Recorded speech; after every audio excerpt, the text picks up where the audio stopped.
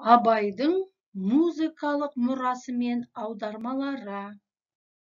Оқу мақсаты шығармадағы кейіпкерлерді өзара салыстыра отырып, тарихи және көркемдік құндылығына баға беру.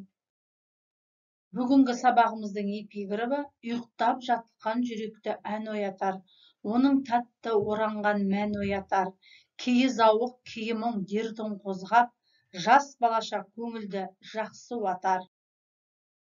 Мына өлең жолының мағынасын қалай түсінесіз? Туғанда дүние есігін ашады өлең.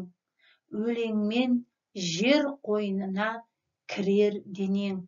Балалар, Абайдың осы өлеңінен, өлең жолдарының үзіндісінен не түсіндік? Туғанда дүние есігін ашады өлең деген қандай мағына береді? Өлеңмен жер қойнына кірер денең. Кәнекей, ойымызды ортаға салайық. Абайдың балалар музыкалық мұрасына тоқталар болсақ, қазақтың халық музыкасын жинаушы Александр Затаевич 1925 жылы Абайдың бірнеше әнін нотаға түсіріп жариялады. 30-шы жылдарда композитор Эрзакович пен Латиф Хамиди Абайдың 20-дан аса әнін нотаға түсірді. Бұл әндердің бір қатары Абайдың 2 томдық өлеңдер жинағында да басылды. Абай әндерін шамамен есептегенде, түрлі нұсқаларын қосқанда жалпы саны 40-қа жуық болады. Абай әндері нотаға түскен күннен бастап фортепианолық сүйемелдер мен жеке дауысқа арналып нотаға түсіріліп орындала бастады. Абайдың әндеріне тоқталып көрейік. Көзімнің қарасы, желсіз түнде жарғай, қараңғы түнде тау қалқып 8 аяқ, Татьянаның хаты. Біз көбіне Абайдың еститін әндеріміз осы халық аузында көп айтылып жүрген. Бірақ жалпы Абайдың 40-қа жуық әні бар екен. Енді балалар, Абай аудармаларына тоқталатын болсақ, Абай орыс әдебиетін 1882 жылдан бастап аударған. Ең біріншісі аудармасы орыстың атақты ақыны Лермонтовтың «Родина» атты патриоттық өлеңінен үзінді. Ең соңғысы Лермонтовтың «Вадим» атты ұзақ әңгімесінің желісін, оқиғасын алып, өзінше қысқартып жазған поэма. Абай аудармаларын зерттеушілер қазір орыс әдебиетінен оның 50-ден аса өлеңдері барлығын айқындап отыр.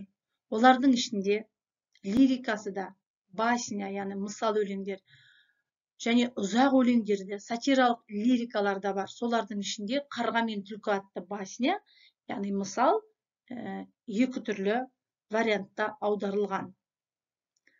Орыстың атақты жазушысы ақындарын аударуда Абай тек қана қазақ емес, бүкіл шығыс елінде елеулі орын алады. Шығыс елінде 1889 жылға шейін Пушкин, Евгений Онегинді тек Әзірбайжанда ғана аударылған.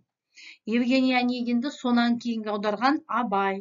Қазақпен салыстырғанда, ол кезде үлкен мәдениетті саналатын татар, өзбек, тағы басқа көршілес елдердің бәрінен бұрын Сарыарқада жатқан Абайдың дүниежүзілік мәдениет мұрасының шаршы төрінен орын алған Пушкинді танып, Татьянаның үнімен даланы жаңғыртуы қазақ үшін мақтанарлық іс. Не балалар, мына жерде Абайдың аудармасы 2 тілде берілген. Яғни Абай көбіне Пушкин, Лермонтов және Крылов шығармаларын аударған.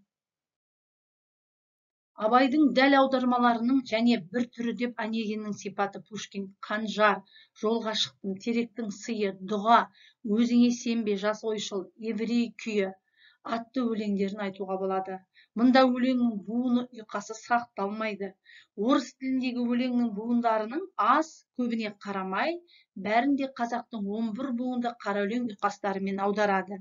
Лермонтовтан аударғандарының көпшілігі шалыс ұйқас, А, В, А, В, Абайда А, А, В, В көпшілігінде қара өлең ұйқасы. Онегиннен аудармасында осылай тәрізді буын ұйқастары сақталмайды, бірақ бұларды дәл аудармалардың қатарына қосуға мүмкіндік беретін және бәріне тән бір нәрсе түпнұсқадағы автордың айтайын деген ойын толық сақтап ондағы образдарға дәл келетін қазақша баламасы бар образды сөз табу. Жоғарыға аталған өлеңдердің қайсысын алсақ та осы жүйені берік сақтайды. Балалар, бүгінгі сабағымызды қызыл түс, сары түс, жасыл түс, яғни бағдаршам әдісі арқылы қорытындылаймыз. Сіздерге қайырлы білім болсын, зейіндеріңіз ашылсын. Пікірлеріңізді комментарийға қалдырыңыздар.